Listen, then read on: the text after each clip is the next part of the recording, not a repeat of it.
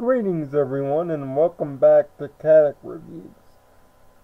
Now, usually in a Caddick review for a video game, especially one for the Xbox One, I usually have footage followed up by my commentary. But in this case, because of YouTube's automated bots, and the fact that I don't want any trouble, I've decided for this game and this game alone to forego it. So, if you wanted footage in this video, blame YouTube, because I'm not going to sit there and black and white everything just to get by the bots. What could be so bad? Well, we're talking about Mortal Kombat 11. And let me preface this. There's a lot of controversy that's going on with the game. More notably about its female costumes and how old school fans and SJWs are at war over them. I have an opinion about it. A very big and different opinion about it. So much so that I'm going to make a separate video to talk about it. So if you're looking for that issue to be addressed in the review, it's not going to be. And it's not going to affect the current score of the game that I give. So if that makes you uncomfortable, you can click away now. And I'm sorry for you. Really. I'm sorry for you. I hope you find happiness somewhere else. In your rock like Patrick Star that you obviously want to live under and go hide. But honestly, I feel sorry for you. But on to the game.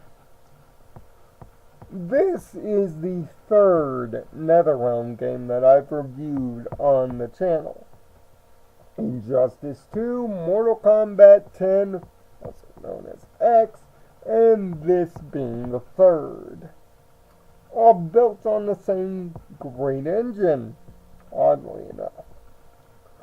Well, 2 years after Mortal Kombat 10's success, we get to Mortal Kombat 11. Yup, it's been nearly 30 years and we have 11 main fighting games in this series. And it's the biggest one yet. However, this game brings about a conundrum. Not a conundrum that has to do with the core game, mind you, but the philosophy of the modern day gamer and the more less timed casual quote-unquote gamer. Both of their philosophies almost come at hypocritical odds in this game. But I'll get to that in a minute.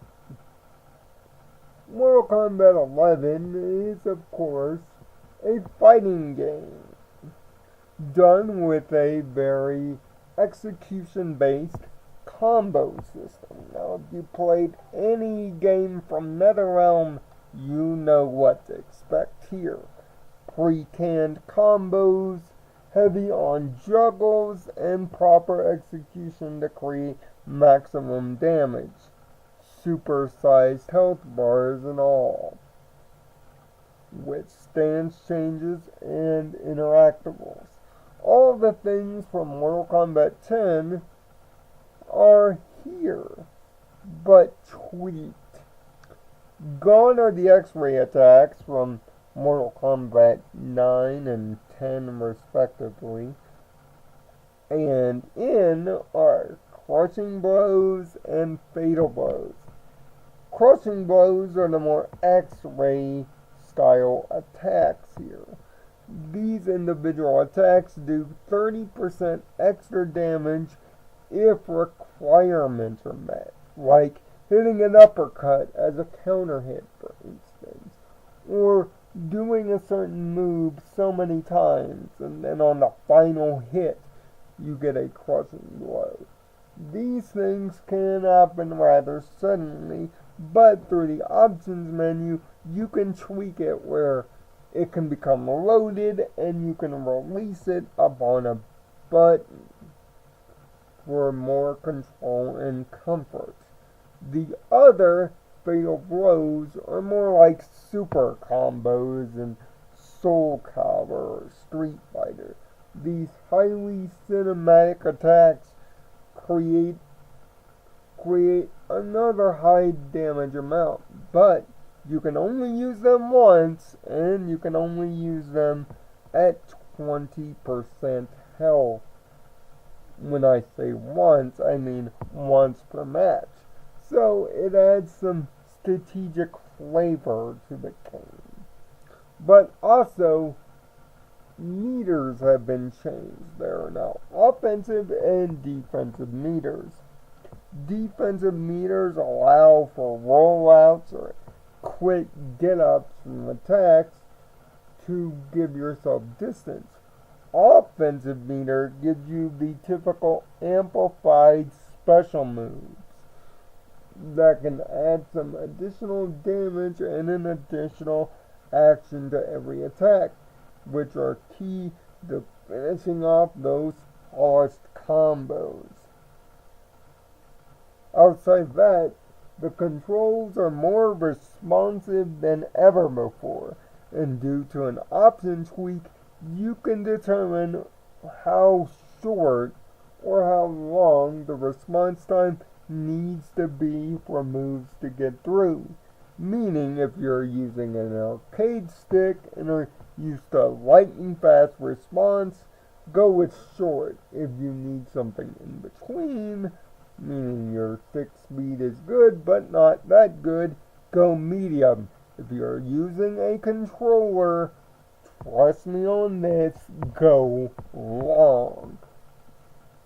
Either way, the response and the immediacy of move get out once properly executed is expertly done.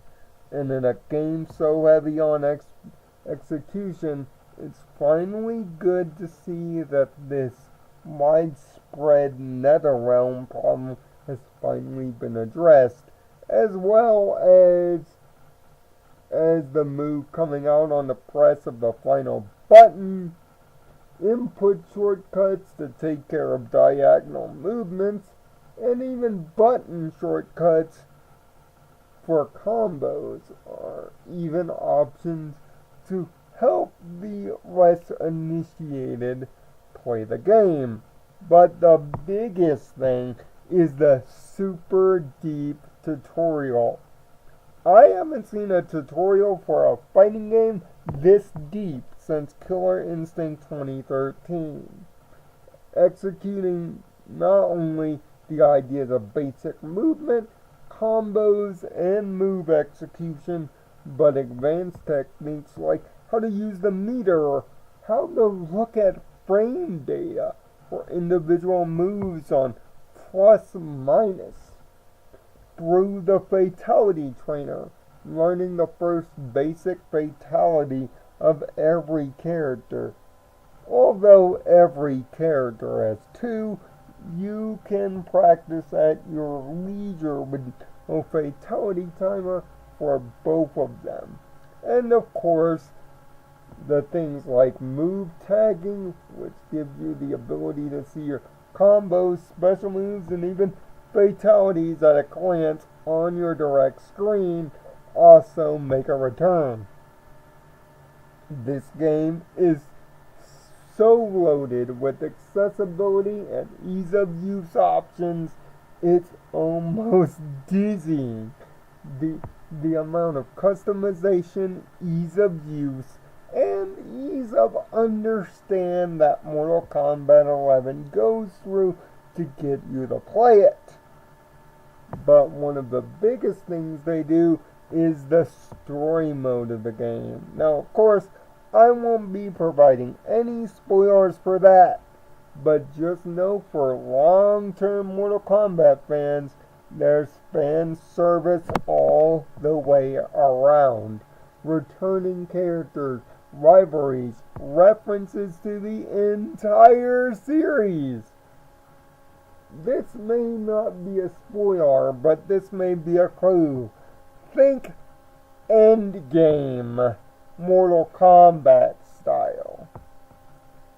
And believe me, it sets up for the future of Mortal Kombat to be anything you could imagine. It's good. For the 6 to 8 hours you'll get great emotional beats leading up to each of the big fights with characters from both sides of the aisle fixing long-standing rivalries, and the great new villain in Chronica, the keeper of time and balance in the Mortal Kombat universe, trying to exert Raiden from the sands of time so that the combat with a K can continue endlessly as he wills. Just know it's a time travel story, and yes, they do indeed have fun with it.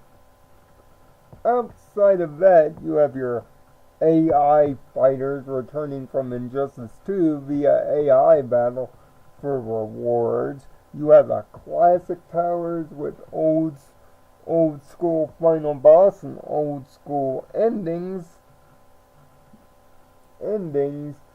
to fill your time. But the two major things outside of online play, which net play is fantastic, picking right up from the beta's excellent play testing.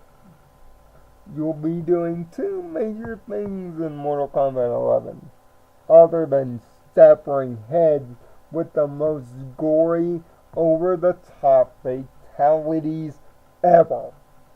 I mean, the fatalities in this game make the fatalities from other games look like kindergarten class. I mean, things like full-on head decapitations, straight up intestines flying in midair. I mean, nasty stuff. That makes YouTube's monetization bots go all flutter in fear, which is excellent. Audio is crunchy, sounds meaty, and moves have impact, and you can feel it. Animations are great, and of course the graphics engine and the music, unlike MK10, is phenomenal. What about those two major modes you'll be spending a lot of time in, i.e. grinding? And this is where that contradiction of ideals comes from that I mentioned earlier in the review. There are some gamers with a lot of time on their hands, like myself, that look at a $60 game and look at content in that game. Some look at amount of content and verify it for the dollar, i.e. dollar per hour technique. That's what I use to determine the use of a game. Some people say that quality, not content, is king. I also agree with this. But when a game struggles at times to skirt the line between both, that's when the internet can go kinda nuts And that's when both of these philosophies go to ironic combats with each other. Mortal Kombat 11 is the game that brings this kind of nuts philosophy straight up into view. There is so much content here to be gained due to the return of the gear and skin system from Injustice 2. By completing the always perpetually changing Towers of Time that take the arcade ladders and give them crazy modifiers or special rules that are linked around characters, you can unlock skins and different outfits and colors for your characters. However, right before this week, those towers were incredibly difficult to beat due to some of the insane modifier requirements. So much so that they had to be patched to be made easier, and the amount of reward you get each tower has been dramatically increased, which is a good thing. Returning are the combat coins from previous games. Using combat coins, you can unlock things throughout the game. But there are three currencies. There are the aforementioned combat coins, soul fragments, and time crystals. The time crystals being the only thing that acts as a paid microtransaction. But wait! Before you go, microtransactions,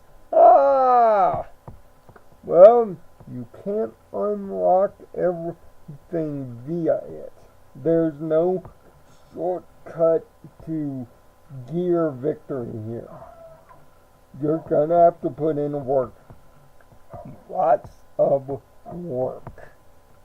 And time crystals can be given to you via leveling up your combat card, where you get 10 crystals per level, completing the gauntlet set of towers and the Towers of Time that give you time crystals, unlocking them in the thing that I am about to mention here in a second, and by completing the tutorial.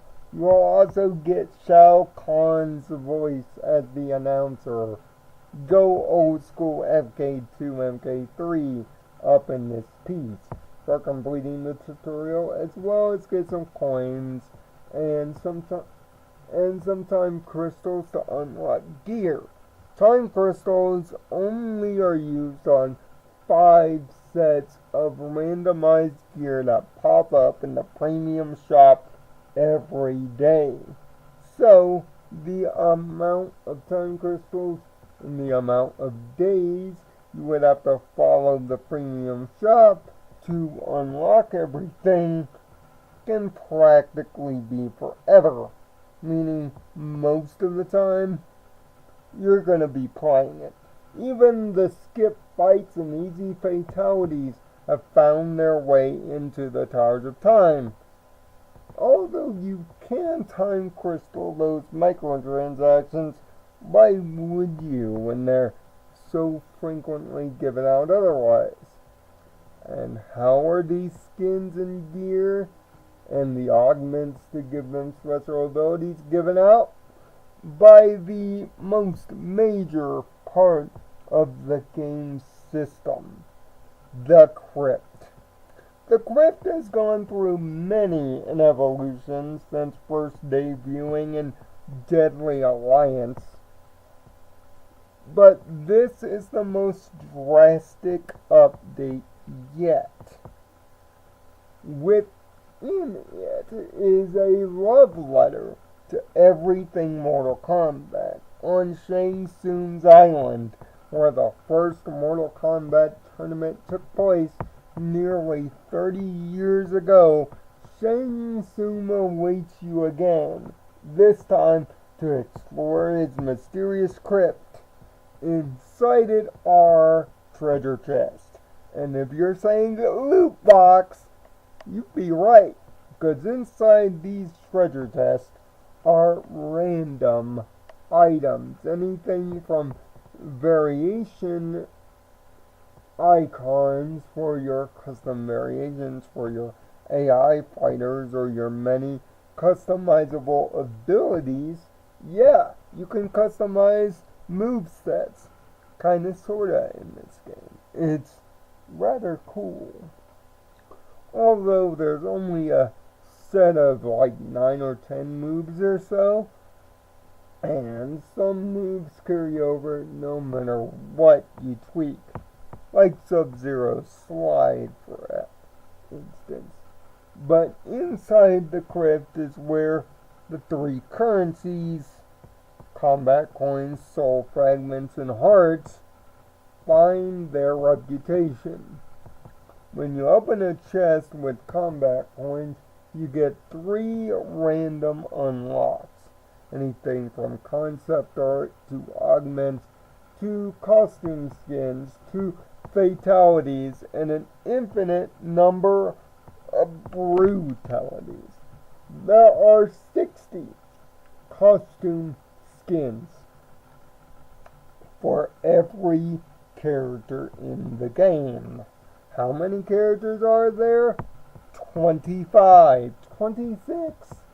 If you're willing to spend $7 to get Shao Kahn himself. And trust me, get Shao Kahn, he's a monster. He's one of the best fighters in the game. Trust me on it. But also, the crypt acts like a mini adventure game within itself, as you're exploring its many areas based on classic Mortal Kombat stages and parts of importance. You'll gain special equipment like Kenji's blindfold, but beware with Kenji's blindfold. It can unlock secret areas for you, but however, it can enrage shadow spirits that will jump scare you and instantly kill you, causing you to respawn. Yeah, you don't lose anything for this per se, but it's rather shocking. But don't worry, you can kill them using Shao Kahn's hammer, as well as breaking vases and walls to continue your exploration. With Ermac's medallion, you can get loot chests from the souls of the dead. And with Scorpion's spear, you can grab hearts as form of currency. You also get hearts for performing fatalities and brutalities as well. 3 for every fatality, 5 for every brutality. This is a recent tweak. You also gain 10 soul fragments for every fight that you win. And it doesn't matter whether you do it or your AI fighter does it. So if you don't have a lot of time, but you see a tower with something you want, use your AI fighter. They can get it done. You can do the lawn, clean your room, or whatever you do. Let them do it for you. You just have to occasionally press A or X after every fight. The game will take care of itself after that. Also, chests contain coins, soul fragments, and hearts within it too, as well as time crystals. And there are certain chests that will give you certain gear for certain characters. Just have to know where to look. And yes, the chest can be respawned once opened using Chronica's time magic. But when they close back up, it's mostly for augments and tower consumables.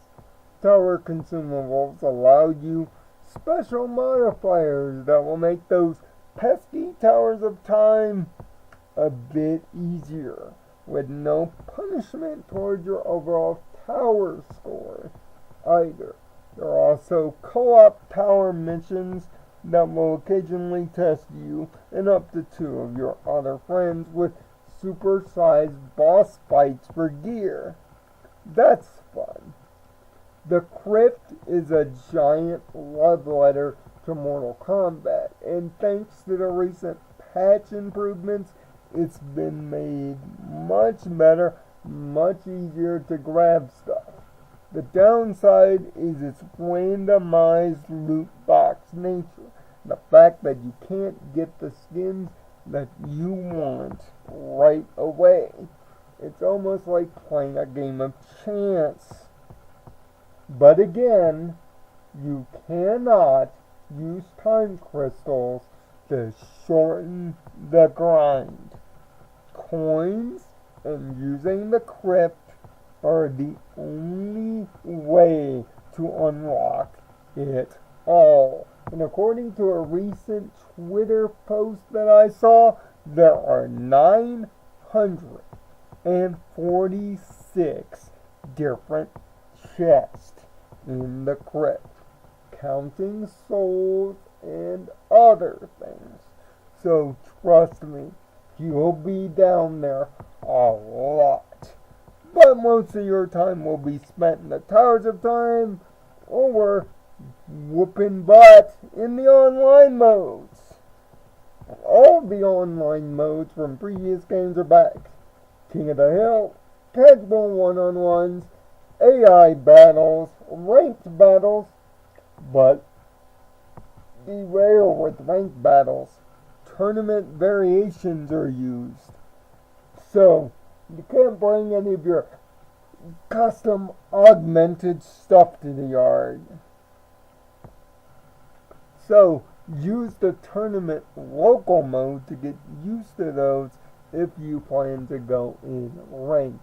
The game is constantly rewarding you with AI battle rewards of costumes and augments, rewards for completing the most towers in a week, daily challenges, and of course, those always changing towers that give you stuff. The game is constantly giving, and all it wants is your time. And because of the excellent fighting system within that has been polished to a spit shine, don't listen to all the idiots on the internet, all the haters, especially the super haters. But then again, that's another video. Mortal Kombat 11 is worth the price of admission. Even if you don't believe in the time is money construct, trust me, in order to get the most out of this game, you're going to have to give your time. And it will certainly be worth your money, because this is the best fighting game on the market right now. The most polished fighting game on the market right now. And the most fun I've ever had with a Mortal Kombat game. Full stop. If it weren't for the grind, this game would be absolutely perfect. But even with it, it is NetherRealm Studios' best work to date. 9 out of 10 is the score. Comment down below with your thoughts on Mortal Kombat 11. And if you're here for my opinions on the controversy, you won't have to wait long. This Sunday, I'll give you my thoughts on it in a supplementary video talking about the costume controversy and how that's affected some people's enjoyment of the game, as well as my experience with the pre-patch super grind that was the early days of MK11. And why? It is because of this grind that the 9 was given. You'll see that video on Sunday. But for now, leave a like, hit the bell, hit the subscribe. I just talked 30 minutes about a game. And find peace in your own nirvana. Thanks for watching. Really. Thanks for watching.